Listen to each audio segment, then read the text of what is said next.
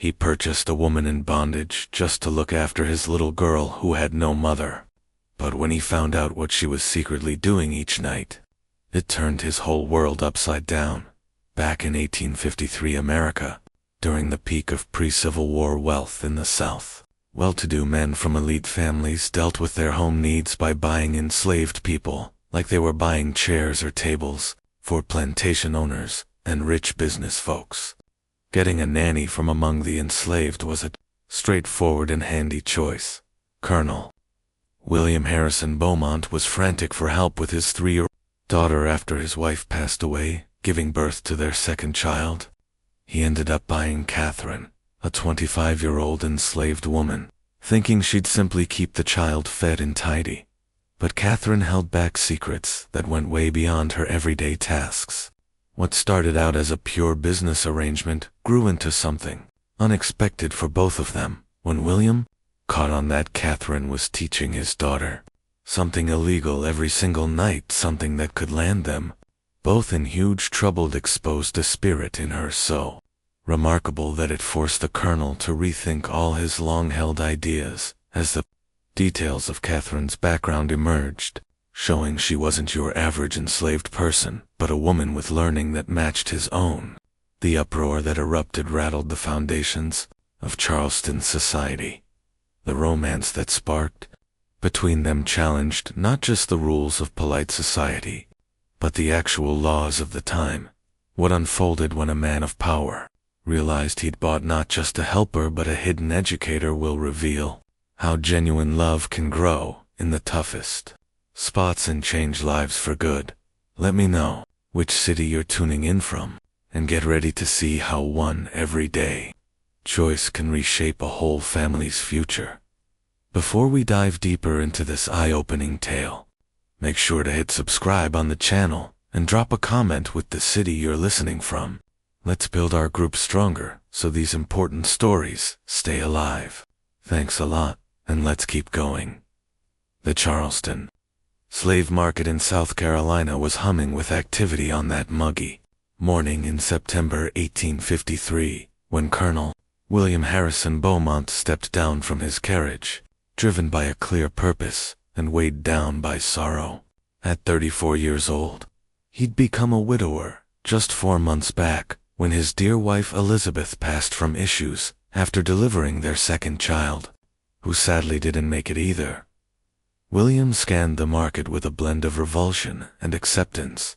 He'd never had to buy enslaved people himself before, always leaving that to the managers on his cotton plantation farther up the river. But now, things were urgent. His daughter Margaret, just 3 years old, had been sobbing non-stop since her mom's death. She wouldn't eat right, and had scared off 4 nannies in a row with her tough attitude. The little girl's sorrow showed up in outbursts, bad dreams at night, and a flat-out rejection of anyone trying to step in for her mother. The air that morning hung heavy with the scent from the nearby harbor salt, fish, and the closeness of too many people jammed together. William's gut churned as he watched families torn apart, kids holding tight to their moms, and men checked over like animals at auction. He'd grown up around the system of slavery, inheriting people with his dad's plantation, but he'd never jumped into this side of it personally. His late wife Elizabeth had always managed the home help, and he'd been fine staying out of the grim parts. "I need a young woman, healthy, with know-how in looking after little kids," he told the trader, a round-bellied, sweaty guy named Theodore Marsh, famous around Charleston for his stock of household workers, and who has endless patience. "My daughter is a handful. She's suffered a huge loss and needs someone gentle but steady." "I have just what your honor is after," Theodore shot back, his small eyes gleaming at the thought of a big deal. He guided William through the crowds to a quieter spot where the pricier items were held, separate from the regular field workers and dock laborers. A top-notch one, young, sturdy, real, clean. "She comes from a Virginia plantation where she minded the owner's kids. Light skin, nice looks, knows her way around a fancy house. Worth every bit, I promise you." Among the women seated on rough benches, William spotted one who stood apart, not only for her looks, but for how she carried herself, while the rest kept their heads down in defeat, accepting what was coming. This one took in her surroundings with a sharp awareness that grabbed his attention right away. There was an air about her that hinted she wasn't meant for this life, even if he couldn't pin down why. Catherine was 25, with skin like warm caramel, dark wavy hair pulled into a plain braid over one shoulder, and hazel eyes that seemed to hide a lot. She had on a worn blue cotton dress patched in spots, but surprisingly neat under the conditions.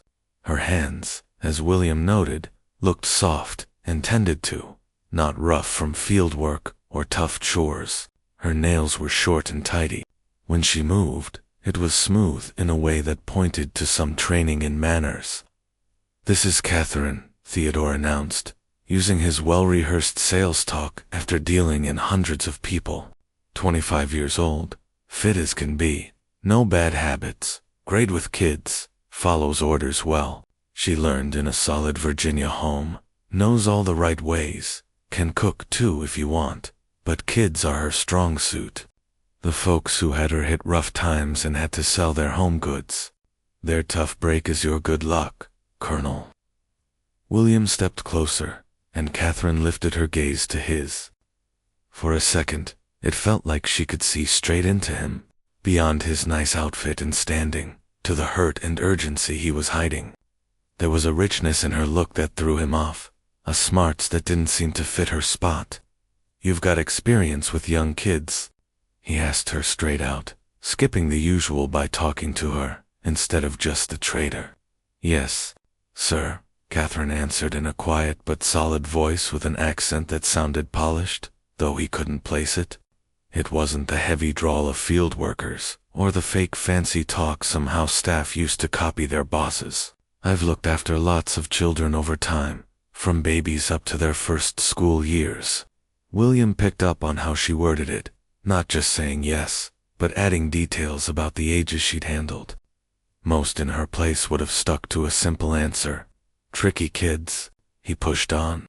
"Ones who cry all the time, won't eat, who've lost their moms." He caught a quick flash in her eyes, like a hint of her own hurt that suggested she'd been through something similar. "Yes, sir," she replied gently. "Kids dealing with sadness need extra attention. They want steadiness, routine, and someone who gets that their actions come from hurt, not just being naughty." Her words hit so spot on, matching exactly what the doctor had said about Margaret, that William paused, his breath stuck for a moment. He looked hard at Catherine, puzzled how someone in her situation could put words to what he'd been wrestling with. "How did you figure that?" he asked low, almost forgetting Theodore was there. "How'd you know about my daughter's troubles?" "From how you talk about her, sir," Catherine said kindly, "and from the pain in your eyes. A man doesn't rush to buy a nanny unless it's really bad, and that kind of rush usually mixes love with losing someone." Theodore fidgeted, not happy with his goods chatting so openly. "Come on, Catherine, just answer what the man asks. No extra chatter," he snapped. But William raised a hand to stop him. "Hold on, let her talk." He fixed his eyes on Catherine. "You get grief. You've come across it in kids. I've seen it in all sorts of ways, sir. In kids missing parents, in parents missing kids. Sadness is sadness, no matter if it's in fine outfits or old rags." That thoughtful reply, given with such quiet grace, stirred something deep in William. This wasn't some typical enslaved person, no matter how she'd ended up here on the block. There was something special about her. Theodore, seeing the deal, leaning his way, jumped in. "See there, Colonel? She's got good words and knows proper care. A woman like this will slide right into your home, no issues, and give your girl just what she needs." "How much?" William asked, his eyes still on Catherine, not the seller. $800. I get it sounds high, but for a trained nanny from a good place like hers, it's a steal. I could pull 1,000 easy from folks on Trade Street, but I prefer sending my stock to solid homes, where they'll be valued, It was a steep amount, almost twice what a field hand went for, and way more than your average houseworker. But William needed help so badly, and something about this woman reached him in a way he couldn't quite put into words. Maybe it was the small hope that she might finally be the one who could reach his little girl when everyone else had given up. Maybe it was just pure exhaustion, or maybe it was something deeper that he wasn't ready to admit yet. "I'll pay it," he said. "Tell your man to write up the bill of sale." Theodore broke into a huge grin. "Smart move, Colonel. You won't be sorry. Catherine will serve you better than you expect." An hour later, William was walking Catherine out of the market. She carried everything she owned in one small bundle tied with string. Even walking through that awful place, she kept her head up and her back straight. William noticed how the other enslaved people seemed to give her space, almost like they respected her without a word being said. The carriage waited on East Bay Street. James, the driver, who had belonged to the Beaumont family for 20 years, lifted an eyebrow when he saw Catherine, but only gave a polite nod as William helped her climb in. On the ride to the big house on King Street, down in the fancy neighborhood south of Broad, William told her more about what was waiting. "My daughter Margaret is 3 years old," he started, watching her face. "She lost her mother 4 months ago. My wife Elizabeth got a fever right after giving birth and never recovered. The baby, a boy, only lived 2 days. His voice cracked a little. "Since then, Margaret has been heartbroken. She cries for hours, barely eats, wakes up screaming from bad dreams. We've gone through 4 nannies already. The first 2 just burned out from all the tears. The third one hit her when she wouldn't stop crying, and I sent her packing that same day. The fourth walked out yesterday, said she couldn't take it anymore." Catherine listened quietly, then spoke in that calm, steady way of hers. "She's testing everyone, sir. When a child loses her mama, especially so young, she pushes people away to see if the new person will leave too. Every time a nanny quits, it proves to her that everybody she loves will go away." William stared at her. "That's exactly what the doctor said." "How do you know these things?" "I've taken care of children who were hurting before, sir. The hurt looks the same no matter where it happens." He thought for a moment. "You told the trader that the father matters too? What did you mean?" She paused, choosing her words carefully. "Little ones feel everything the grown-ups around them feel. If Margaret sees her daddy is sad and trying to hide it, she feels that pain too. Sometimes children act wild because they don't know any other way to say, 'I see you're hurting and I don't know what to do about it.'" Those words went straight through him. He had been working so hard to look strong in front of Margaret and the staff, saving his tears for the dark bedroom he used to share with Elizabeth. Hearing it spoken out loud made his chest ache. "You understand people pretty well," he said softly. "Where did you learn all this?" "Life is a hard teacher, sir," she answered, turning to watch the fine houses roll by. "Loss doesn't care if you live in a mansion or a cabin." They rode quietly for a few minutes. "You'll handle everything for Margaret: meals, baths, clothes, playtime, bedtime. The house is run by Mrs. Beatrice Thornton. She's been our housekeeper 15 years and keeps everything spotless and on schedule. You'll eat with the other house servants and take any worries about Margaret to her first, not straight to me." "Will I be allowed to take Margaret out to the garden or for walks?" Catherine asked. Most new house servants would never dare ask questions. They waited to be told. William was surprised, then nodded. "Yes, of course. Fresh air is good for her. The garden is walled and safe. And if she needs clothes, or toys, or books, who do I ask?" "Books," William repeated. "She's only 3. Children are never too young for stories, sir. Even picture books help them learn new words and feel safe." He smiled just a little, the first real smile in months. "All right, I'll make sure you have whatever she needs." When they pulled up to the house, Catherine stepped down and looked up at the tall 3-story home with its wide porches and white columns.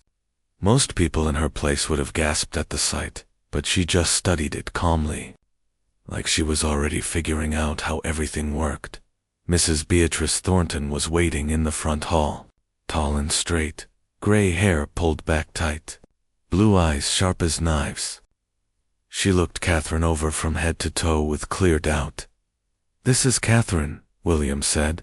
"She'll be taking care of Margaret. Please show her where she stay, then bring Margaret down so they can meet. I'll be in my study."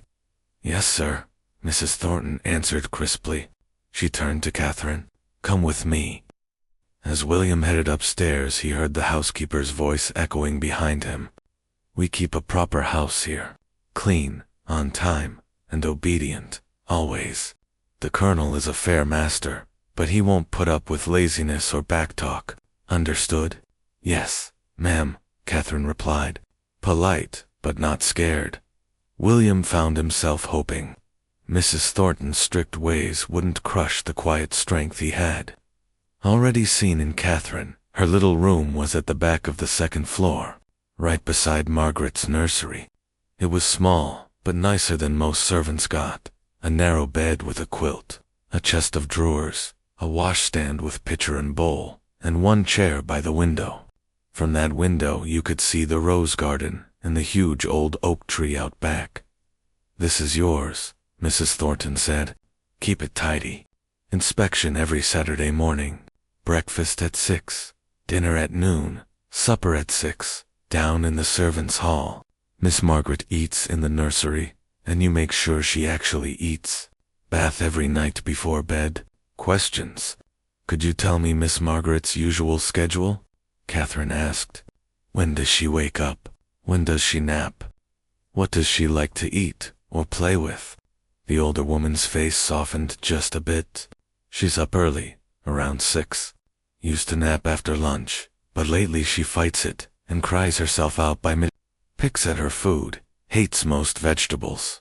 Before Mrs. Beaumont died, she loved her dolls and looking at picture books with her mama. Now, she hardly touches anything." A touch of sadness crept into her voice. She was such a sunny little thing. Now she just looks lost. "I'll do everything I can to help her find her smile again," Catherine said softly. "See that you do. That child is the Colonel's whole world. If you can lighten her burden, he'll never forget it." After Mrs. Thornton left to get Margaret, Catherine stood alone for a moment. She walked to the window, took a few slow breaths, and looked out at the garden. 3 years. 3 years since they stole her away. 3 years of hiding every single thing about who she really was. 3 years of fear and shame. And now, here she was, inside one of the grandest houses in Charleston, about to care for a heartbroken little girl. Maybe, just maybe, this was the place where things could finally change for the better. She heard light footsteps in the hallway, along with Mrs. Thornton's heavier ones. Catherine turned, squared her shoulders, and got ready to meet the child who needed her. Margaret was tiny, even smaller than Catherine had pictured for her. Golden curls were trying to escape their ribbons, and huge blue eyes took up most of her pale little face. She was much too thin, with dark shadows underneath those eyes that told of too many sleepless nights. Her pretty white dress with blue stitching hung loose on her bony shoulders. She clutched a worn rag doll in one hand and held tight to Mrs. Thornton's skirt with the other. "Thornton's skirt?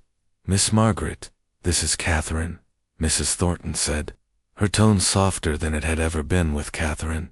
"She's going to look after you from now on."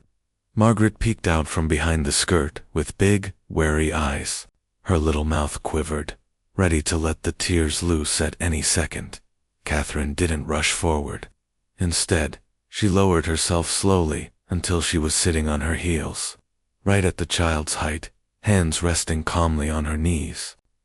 "Hello, Miss Margaret," she said, voice warm and quiet, like a hug you could hear. "My name is Catherine. I'm very happy to meet you." Margaret didn't answer. She just pressed herself tighter against Mrs. Thornton and stared. "You have the most beautiful eyes I've ever seen," Catherine went on, still gentle, still smiling just a little. They're the same color as the sky on the prettiest summer day. I bet your mama told you that all the time, didn't she? I bet she said nobody in the whole world had eyes as pretty as yours. The moment the word mama left, Catherine spoke it. Margaret's face crumpled. Tears spilled over and ran down her cheeks in big, silent drops. Mrs. Thornton opened her mouth to scold or comfort. Catherine wasn't sure which, but before she could say anything, Catherine started to sing. It was the softest sound, almost a whisper quiet at first, a melody none of them had ever heard. The words were in an African language, old and rolling, like distant thunder, mixed with a lullaby. It wasn't loud, but it filled the whole hallway with warmth and sadness and safety all at once. Margaret's crying slowed. Her fingers loosened on the skirt fabric. She took one tiny step forward, then another, eyes locked on Catherine's face as if the song had wrapped a string around her heart and was gently pulling her closer. When the last note faded, the only sound left was Margaret's shaky little breaths. That was beautiful, Mrs. Thornton murmured, almost to herself. I've never heard anything like it. A deep voice came from the doorway. What language was that? Catherine turned, startled. Colonel William was standing there, one hand still on the doorframe, looking as surprised as if he'd walked into a church service he hadn't known was happening. It's an African lullaby, sir, Catherine said, rising smoothly. My mother sang it to me when I was small. It's about stars that stand guard over sleeping children, so nothing bad can reach them in the dark. William looked at his daughter. Margaret hadn't taken her eyes off Catherine once. Margaret, darlin', he said softly, crouching down. Did you like Catherine's song? A slow, shy nod. Would you like her to stay with you? To sing to you and play with you? Another nod, bigger this time. William felt something tight inside his chest, loosen for the first time in months. Catherine, would you mind staying with her this afternoon? I'd like that very much, sir. In the days that followed, William caught himself watching Catherine more than he meant to. She moved through the house like she belonged there, calm and sure, every bit of her attention on making Margaret feel safe. And it worked. Little by little, like spring coming after the longest winter, the endless crying stopped. Margaret started eating real bites of food instead of pushing it around her plate. The night terrors still came, but Catherine could hush them away with that same African song, and William would lie awake listening to those faraway notes drifting through the quiet house, grateful down to his bones.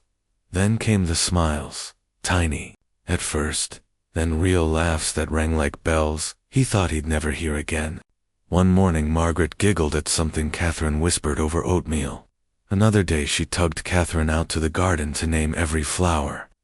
William watched from his study window more times than he could count, telling himself he was just checking on his daughter. But he knew better. Catherine wasn't like anyone he'd ever met, white or black, free or enslaved. She spoke like an educated lady. She held books like she already knew what was inside them. She used words he'd only heard in drawing rooms and college halls, never from someone wearing a servant's dress. About 3 weeks after she arrived, he was at his desk when laughter floated up from the garden.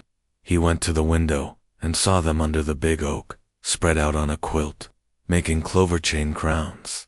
You're a fast learner. Miss Margaret, Catherine was saying, voice carrying on the warm air. Look, you slide the stem right through the loop like that. One day you could sew beautiful dresses, or you could just make pretty things because it makes your heart happy. Will you always stay with me? Margaret asked in her small, worried voice. Will you be my new mama? William held his breath. Catherine's hand stilled for a moment. I'll stay as long as your papa lets me, sweetheart. I can't take your mama's place, because she's already got the best mama in heaven loving her every single day. But I can be your friend, and your teacher, and someone who loves you with my whole heart. Would that be enough? Margaret thought about it, I guess. But I still wish you could be my mama, so you'd never ever leave. People we love never really leave us, Catherine said softly. Your mama lives right here. She touched Margaret's chest, in your kind heart and your pretty smile and the way you notice everything. And I promise, as long as I'm here, I'll take care of you and teach you and help you grow into the amazing girl you're meant to be." William had to turn away from the window because his eyes were suddenly stinging. That night after Margaret was asleep, he asked Mrs. Thornton what she thought. "She's a wonder, sir," the housekeeper said flatly. "I've never seen a child turn around like this. The child eats her peas when Catherine tells stories about magic vegetables. Goes to bed without a peep. It's downright unnatural how fast it's happened. Does she seem ordinary to you?"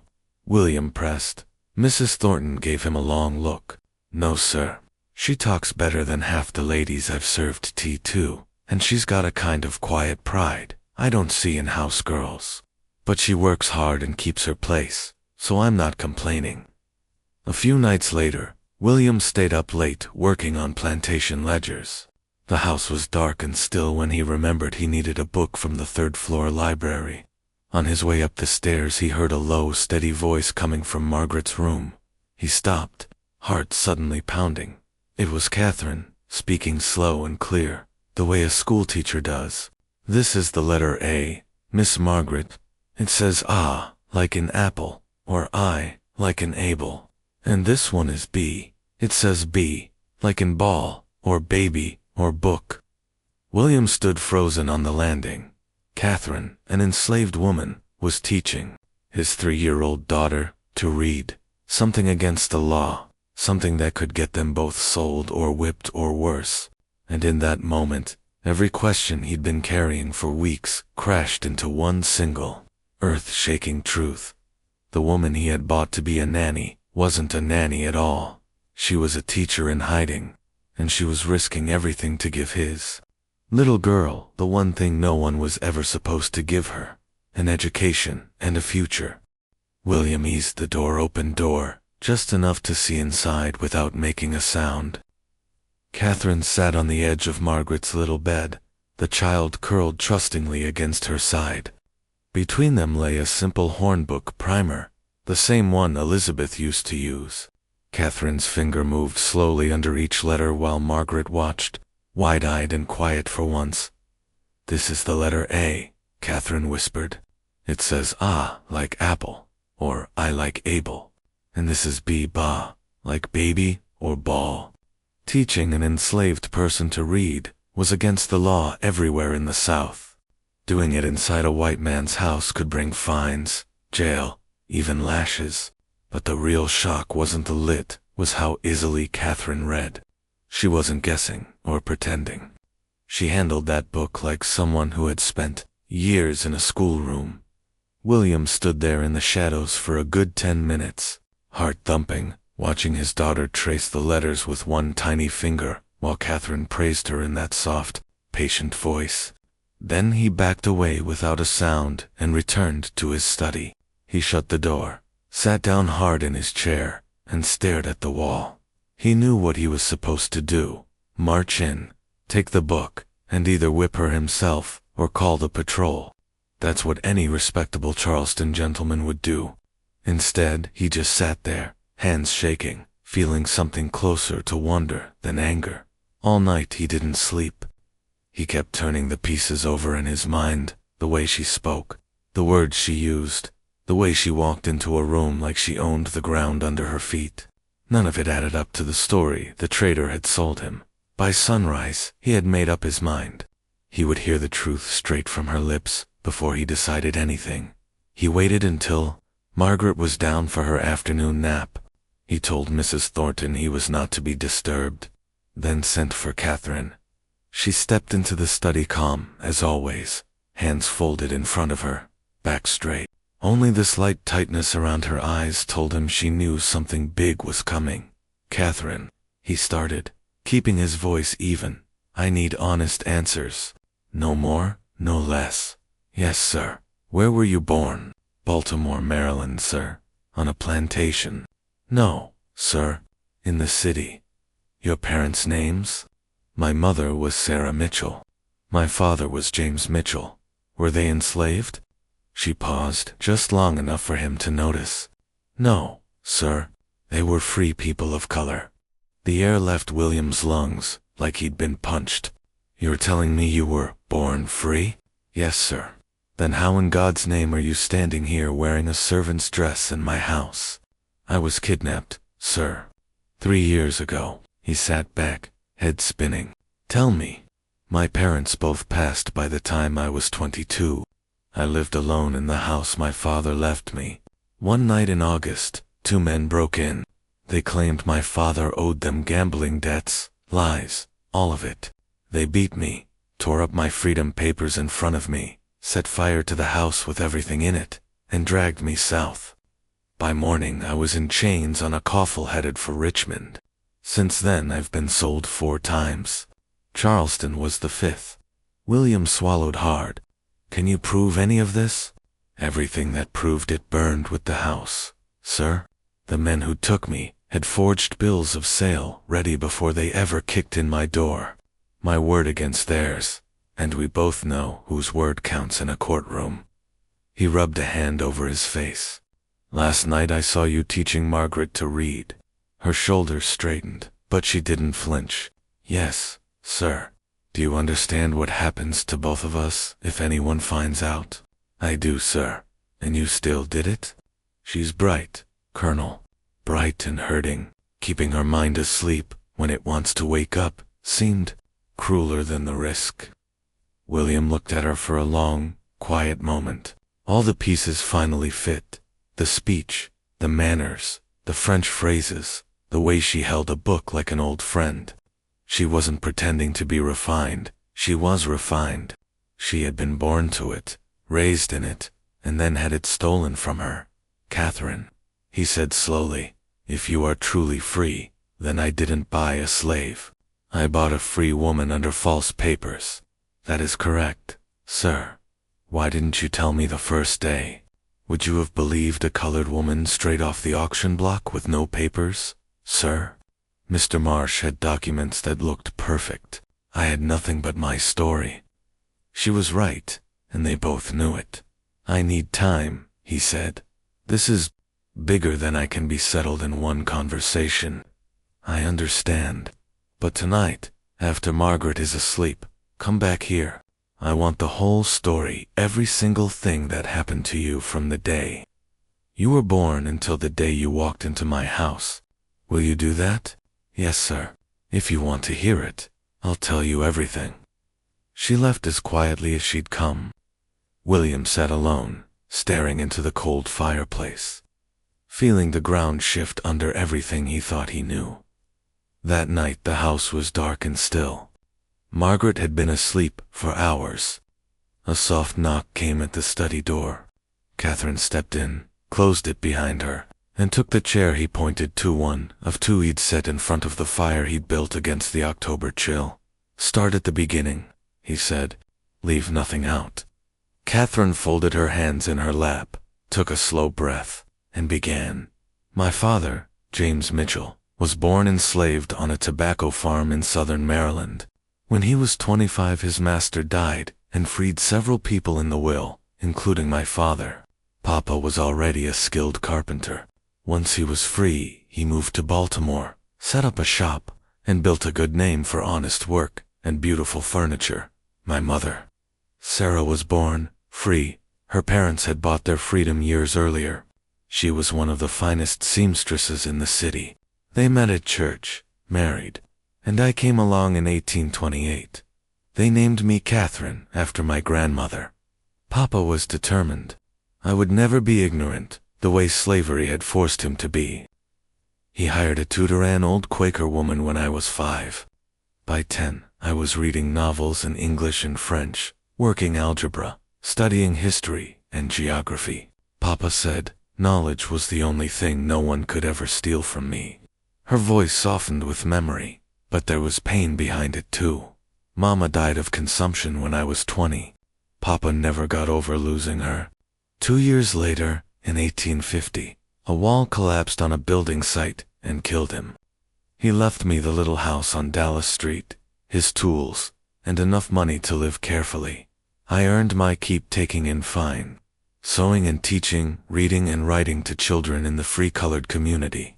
It wasn't a grand life, but it was mine, and I was free. Then, 3 years ago, this past August, everything ended. She looked into the fire as she spoke, voice steady but low. 2 men kicked in my door after midnight. They said Papa had owed them gambling money, something I knew was a lie. He never touched cards or dice. When I argued, one of them hit me so hard I saw stars. They tied me, stuffed a rag in my mouth, tore my freedom papers into pieces right in front of me, then set the house on fire. By sunrise, I was chained in a wagon headed south. The rest you already know. They pushed harder, shouting that I had to pay off my father's supposed debts with my own labor. I showed them the strong box with all his receipts and the manumission papers, everything that proved he owed. No one a cent.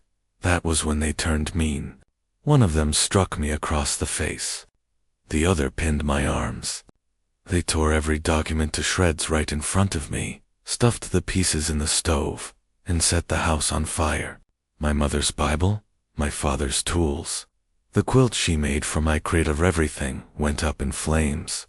While they dragged me out the back door, they kept me chained in a cellar for weeks, feeding me just enough to keep me alive, while they paid A for fake papers that said I was Catherine, a slave for life, born 1828 on a Virginia plantation. By the time the trader bought me, the story was already written down in neat handwriting and stamped with official-looking seals. I tried to speak up at every sale, told every new buyer I was freeborn. All I got for it was beatings and gags. After a while, I learned to keep quiet and wait. William listened without moving, the fire crackling in the quiet room. "But you never let them change who you are inside," he said softly. "No, sir. They could own my body for a time, but they could not own my mind. Every night when I closed my eyes, I was still Catherine Mitchell of Baltimore, daughter of James and Sarah. I just had to hide her until the right moment came." He asked the question that had been burning in him since the night he saw the primer. Why risk everything to teach Margaret her letters?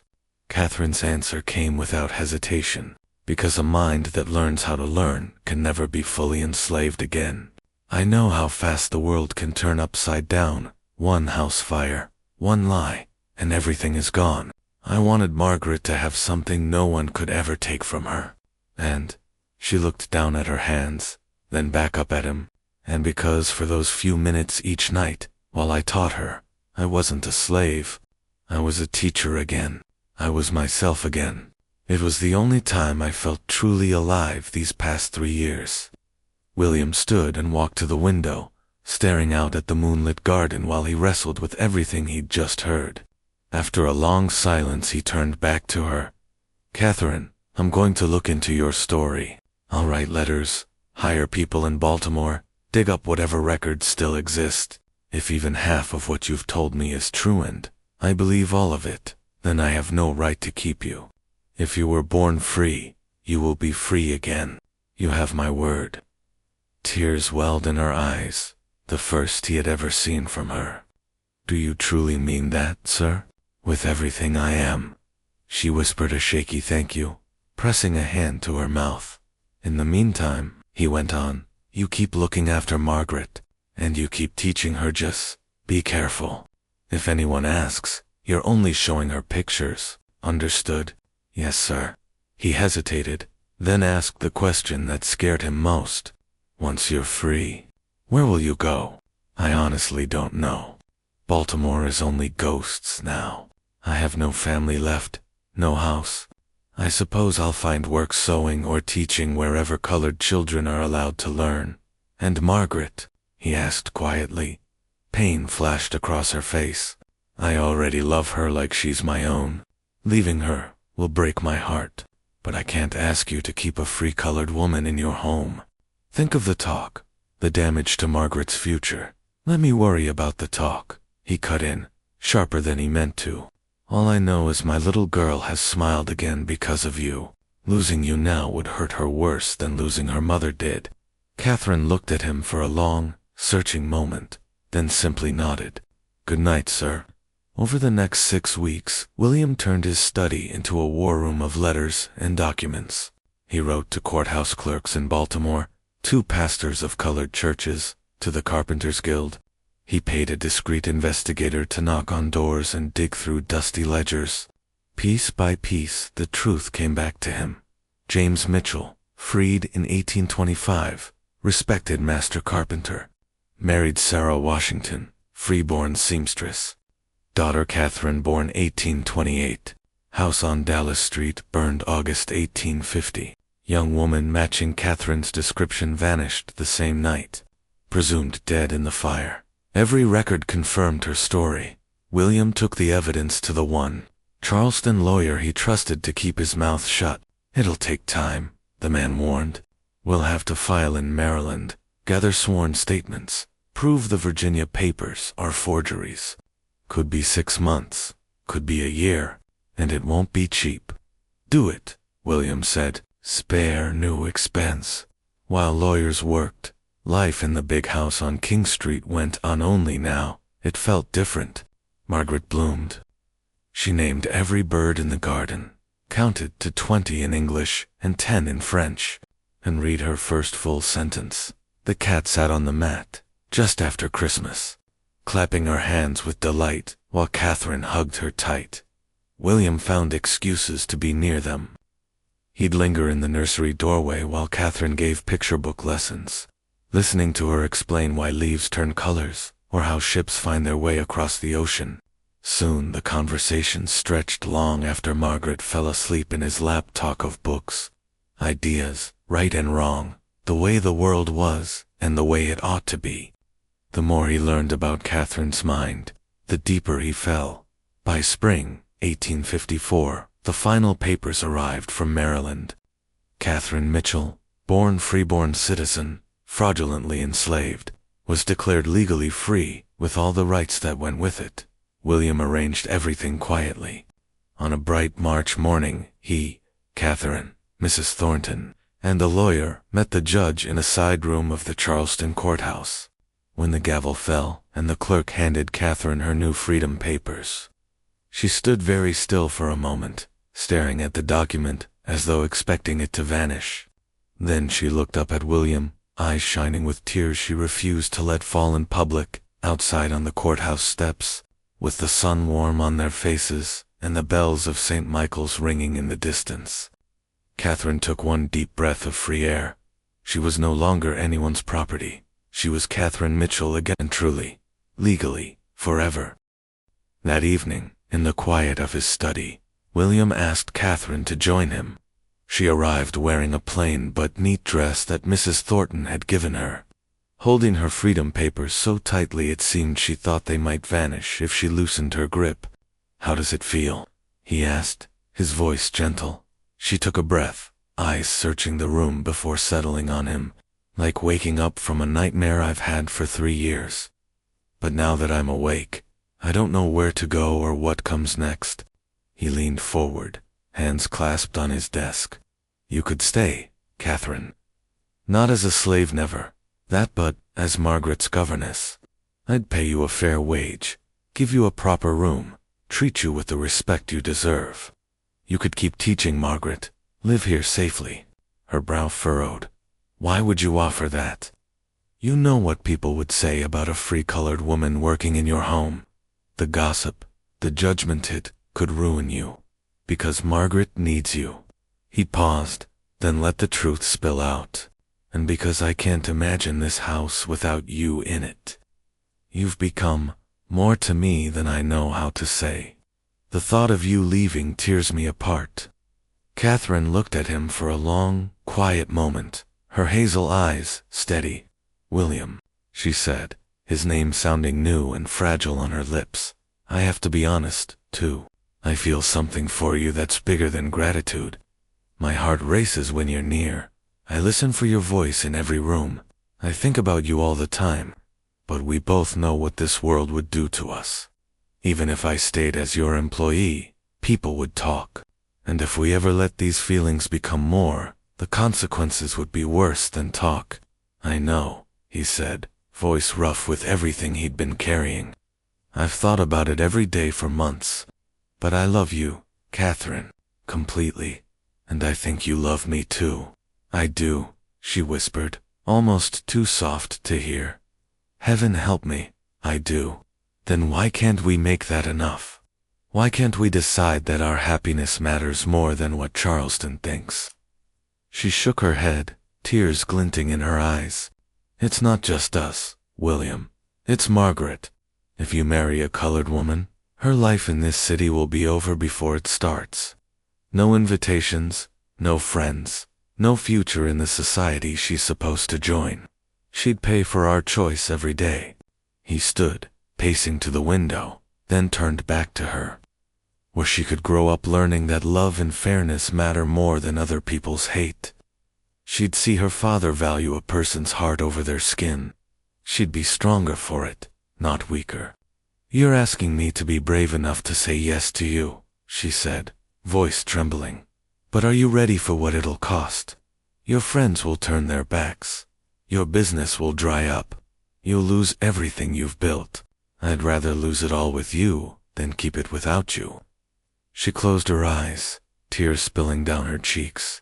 This is crazy. This can't work. Then let's be crazy together. When she opened her eyes, there was a fire in them he hadn't seen before. If we do this, there's no undoing it. Charleston will shut you out for good. Then we'll find somewhere else to belong.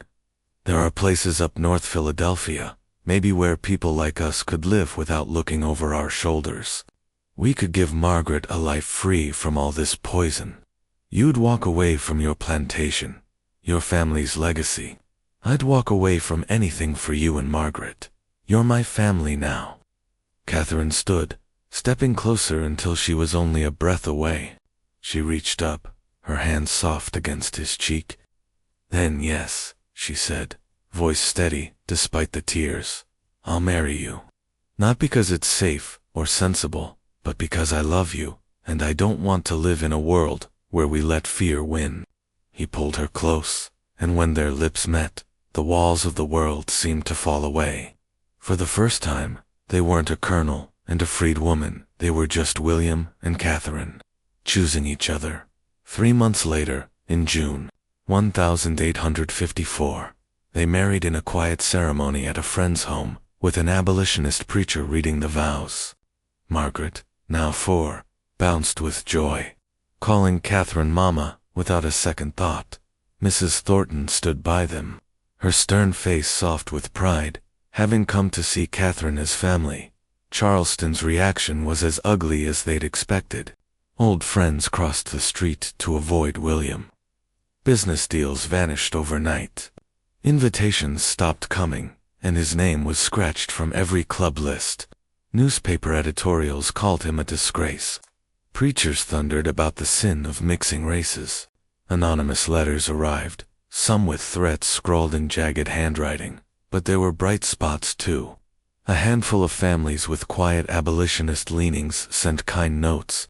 A few loyal business contacts stuck by him. Slowly, they carved out a small circle of people who saw them as more than a scandal. In time, William kept his promise. He sold the plantation, packed up the house on King Street, and moved his family to Philadelphia, where the law didn't care who they loved. There, Margaret grew into a bold, brilliant young woman fluent in English, French, and Spanish, with a fire for justice that made her parents proud. She married a young lawyer who shared her fight for a better world, and together they raised their own family on the same principles. Years later, when Margaret spoke about her parents, her voice carried a quiet strength. My father bought a woman to care for me after my mother died, she'd say. But he found out she wasn't a slave, at all she was a teacher. A woman with a mind and heart bigger than the world that tried to break her. He was brave enough to admit he'd been wrong, to fight for her freedom, and to love her when everyone told him it was a sin. My mother survived horrors I can't imagine, but she never let them steal her soul. Together they built a family on love, not rules, and they taught me that doing what's right matters more than doing what's easy. Catherine and Williams. Story spread, whispered by those who needed to believe that love could beat hate. On quiet nights in Philadelphia, when Margaret was asleep, Catherine would sometimes unfold her freedom papers and trace the words with her finger, still marveling that they were real. William would watch her, his heart full, knowing he'd made the only choice that mattered. "Do you ever regret it?" he asked one night, years later. "All we lost, all we went through." She turned to him, those hazel eyes as clear as the day they'd met. "I regret the years stolen from me and the cruelty that brought us together. But you, this family, never. What we have is worth every fight." Their love, built on courage and truth, held them steady through every storm. And when historians later sifted through the pain of those pre-war years, they found stories like this one, rare but bright, proving that even in the worst times, people could choose compassion over cruelty, love over law, and hope over fear. Where are you reading this story from, and which part hits you the hardest? What pulls at your heart when you hear about people standing up to injustice for love? Drop a comment with your city and thoughts, and let's keep sharing stories that remind us what it means to be human.